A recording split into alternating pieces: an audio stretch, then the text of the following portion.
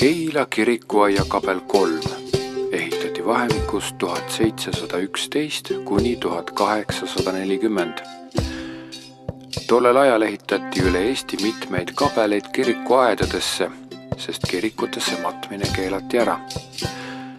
Kabeleid said lubada enamasti mõisnikud ja teised saksad ja see konkreetne kabel kuulus Ääsmäe mõisale.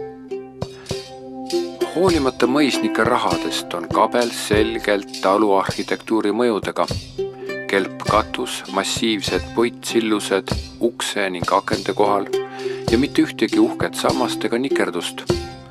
Ilmselt on põhjuseks tollel ajal käinud usureformid ja varajasest noorusest tärkav eestlus.